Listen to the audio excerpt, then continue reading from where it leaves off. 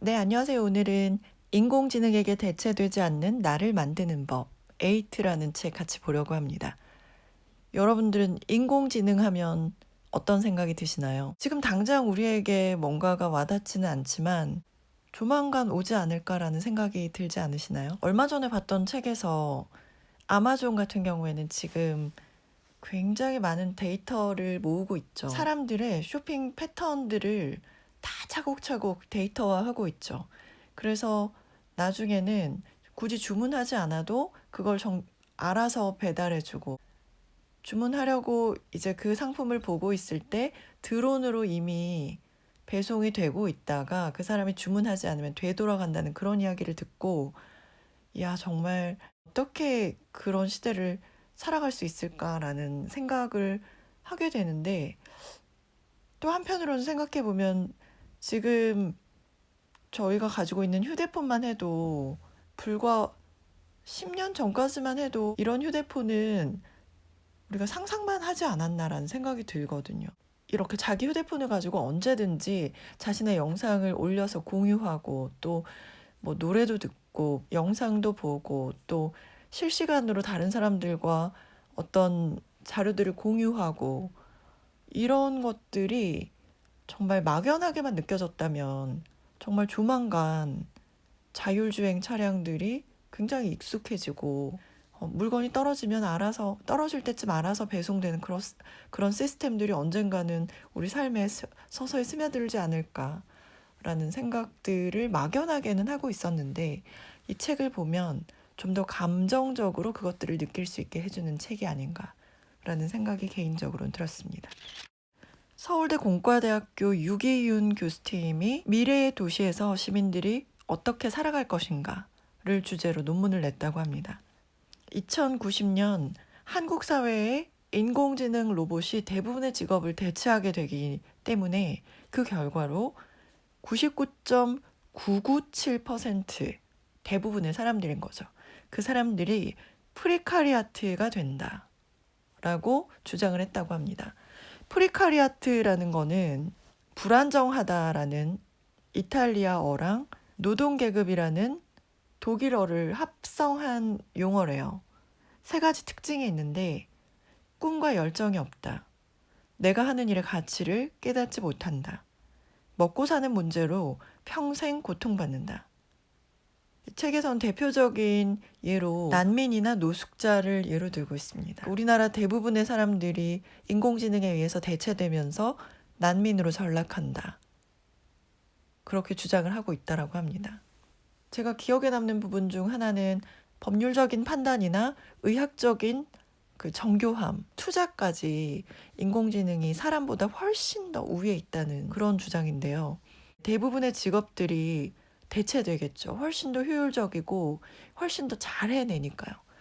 우리가 흔히 정신과 의사라고 하면 정신적인 그런 고통이나 뭐 괴로움이나 이런 것들을 호소할 때 좀 사람에게 터놓을 때 더 편안하다고 느끼게 될 것 같은데, 오히려 인공지능 의사에게 더 솔직하게 자신의 감정을 털어놓는 환자들이 많았다라는 부분이 나오더라고요. 그러면서 인공지능 로봇들은 쉬지 않고 일하고 뭐 잠도 잘 필요도 없고, 또 기분에 따라서 뭐 감정이 좌우되지도 않고 정말 열심히 효율적으로 일을 하게 될 거 아니에요. 정교하게, 정확하게. 그러니까 대부분의 직업들이 대체가 된다는 거죠. 그래서 이 책에서는 결론으로 인간만이 할 수 있는 일들을 강조하고 있습니다. 인공지능이 할 수 없는 일을 두 가지로 나타내는데요. 공감 능력. 인공지능에게는 뭐 어린 시절의 경험이라든지 추억 이런 것들이 없으니까 다른 사람들에 대해서, 다른 사람들의 생각과 감정을 그 사람의 입장에서 느끼고 이해할 줄 알고 이것들을 행동으로 옮기는 그런 공감 능력이 없다라는 거죠. 특히 고통받는 사람들의 입장에서 생각하고 그 사람들의 고통을 좀 덜어주기 위한 구체적인 행동을 할 줄 아는 그런 능력, 공감 능력이 인공지능에게는 없기 때문에 그 부분을 집중할수록 인공지능에게 대체되지 않을 수 있다. 그리고 또 한 가지는 창조적인 상상력인데 이것도 마찬가지로 공감을 통해서 기존에 없던 것들을 새롭게 만들어내는 것 또는 기존에 있던 것들의 혁신을 일으키는 것. 그것이 바로 창조적인 상상력이 되는 거죠. 그래서 공감 능력과 창조적인 상상력 이런 것들을 내가 더 함양할 수 있는 그 길이 바로 인공지능에 대체되지 않는 그런 유일한 길이다라는 주장을 펼치고 있습니다. 여기서 몬테소리 마피아라는 법칙이 나오는데요. 어떤 한 분야에서 창조적인 성취를 이룬 사람들의 과거로 돌아가 보면 그 유년 시절에는 반드시 등장하는 게 있다고 합니다. 바로 몬테소리 유치원이래요. 이 몬테소리 교육을 창시한 마리아 몬테소리의 교육 철학의 핵심이 있다고 하는데요. 자유, 몰입, 성취. 그러니까 학교가 혹은 선생님이 누군가가 정해준 주제가 아니라 스스로 정한 주제를 자유롭게 신나게 집중하고 몰입하는 단계가 있는 거죠. 왜냐하면 누가 시킨 게 아니고 자기 흥미에서 나온 거니까 정말 신나게 집중할 수 있는 거죠. 그렇게 몰입하니까 결과가 좋겠죠. 그렇게 성취가 나오면 그걸 통해서 본인의 잠재력이 발견되는 그런 기쁨도 누릴 수 있고 또 친구나 어른이나 이런 사람들의 칭찬과 격려를 들으면서 더 이제 기쁨이 늘어나는 거죠. 그러면 새로운 주제에 대해서 더 깊이, 더 집중하고 싶다. 그런 욕구가 생기게 되면 또다시 자유, 몰입, 성취. 이것들을 계속해서 반복하는 작업. 이것들을 이제 교육 철학의 핵심으로 삼은 거죠. 이 작업이 어린이들뿐만이 아니라 우리 성인들에게도 필요하다는 거죠. 자유롭게 몰입하고 그것들을 성취하고 반복되는 패턴. 이런 것들을 스스로에게 적용시키는 것들이 참 도움이 되겠다라는 생각이 들었습니다. 여러분 자녀들의 디지털 매체 노출과 관련해서 어떻게 결론을 내리고 어떻게 하고 계신가요? 저도 참 많이 고민이 되는 부분 중에 하나더라고요. 어떤 분들은 보면 이 아이들은 태어나면서부터 이 매체, 디지털 매체와 너무나도 친근하고 정말 그 일부와도 같이, 삶의 일부와도 같이 호흡하는 것과 같이 그렇게 필요하다. 어릴 때부터 노출시켜주는 것이 그냥 자연스럽다라고 주장하는 분도 봤어요. 저는 평소에는 개인적으로 좀 부정적으로 생각하는 편이었거든요. 디지털 매체의 그 중독성이라든지 위험성을 좀 크게 생각하고 있기 때문에 좀 부정적인 시각이 많이 있었는데 적절하게 현명하게 사용하는 친구들도 또 있더라고요. 그래서 저는 제 자녀들에게 어떻게 적용할까 계속해서 고민만 하고 있거든요. 언제쯤 이걸 줘야 할까라는 고민에 대해서 저 스스로에게는 좀 답이 되지 않았나라는 부분이 있었습니다. 디지털을 차단하라는 부분인데요. 구글, 마이크로소프트, 애플 뭐 이런 유수한 기업들의 고위급 임원 자녀들이 다니는 유명한 사립학교가 있대요.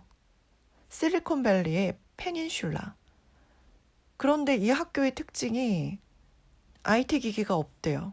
그냥 책상에다가 분필로 수업하고 종이 노트, 종이책 사용하고 또 브리테니커 백과사전 전집을 이렇게 딱 구비하고 있고 나무 장난감, 뭐 찰흙, 바느질 도구 이런 것들.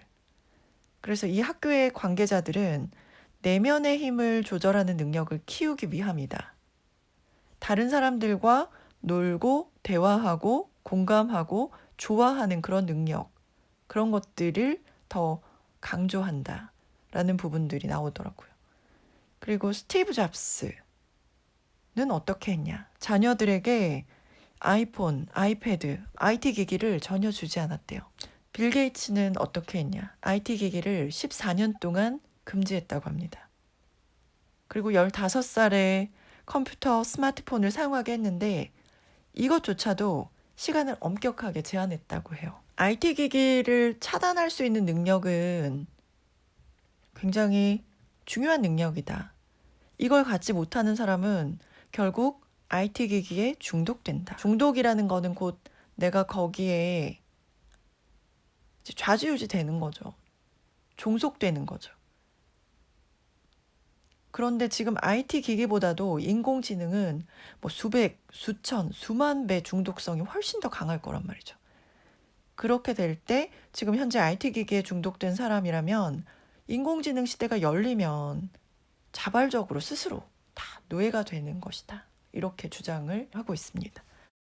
휴대폰을 한 곳에 다 모으고 가장 늦게까지 휴대폰을 집지 않는 사람이 이기는 그런 게임이 있었다고 하죠. 그런데 실제적으로 여기서 이기는 사람이 진짜 강한 사람이래요. 왜냐하면 내가 업무를 봐야 하고 어떤 사람에게 어떤 제품을 판매해야 되고 그러면 그 전화를 놓칠 수가 없잖아요. 그래서 막 받아야 되고 뭐 중요한 상사라든지 이제 그런 것들이 없는 사람들은 자유한 사람들은 정말 진정한 위너인 거죠. 그 게임에서 이긴 사람은 그 게임뿐만이 아니라 그 삶에서도 어떻게 보면 진정한 누구에게도 종속되지 않은 위너가 아닌가라는 생각이 들더라고요.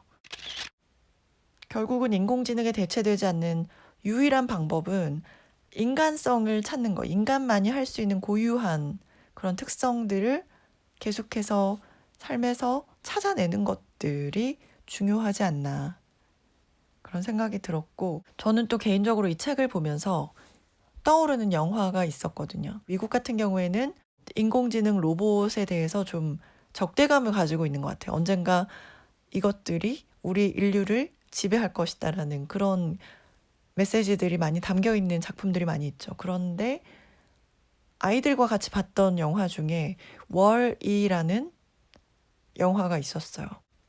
그 영화 꼭 한번 보시면 좋겠다라는 영화 중에 하나인데, 월이라는 영화인데 정말 말도 잘 못하는 애기들이 봐도 좋아한다 그러더라고요. 대사가 별로 없거든요. 그런데 그 영화에서 일반 사람들이 어떻게 등장하냐면 굉장히 다들 뚱뚱해요. 왜냐하면 움직일 필요가 없어요. 로봇들이 다 해주거든요. 먹을 거, 뭐 움직이는 거 전부 다 이제 자동화예요. 그러니까 움직일 필요도 없고 그냥 뭐 먹고 이렇게 계속 뭐 가상 현실을 즐겨요. 그 앞에 있는 모니터, 입체 그 모니터를 통해서 가상 현실을 즐기고, 그 전체 메시지에서 올해 유행은 파란색입니다. 그러면 버튼 하나 다 누르면 전부 파란색으로 싹 바뀌어요. 그런 장면들을 보면서 정말 예전의 작품이지만 미국에서는 이런 것들을 정말 깊이 있게 생각했구나. 정말 이런 현실이 눈앞에 다가올 날이 멀지 않을 수도 있구나라는 생각이 들더라고요. 그러니까 편안하게 그냥 기계처럼 살게 되면 기계의 지배를 당하겠구나. 그런 생각이 들면서 인간만이 할 수 있는 공감과 창의적인 그런 부분들, 그런 것들이 절실히 요구되는 시대다라는 생각이 들었습니다. 오늘은 인공지능에게 대체되지 않는 나를 만드는 법. 조금은 멀리 있는 것 같지만 가까이 와 있는 그런 현실을 좀 볼 수 있었던 그런 책이었습니다. 오늘도 함께 해주신 여러분 감사드립니다.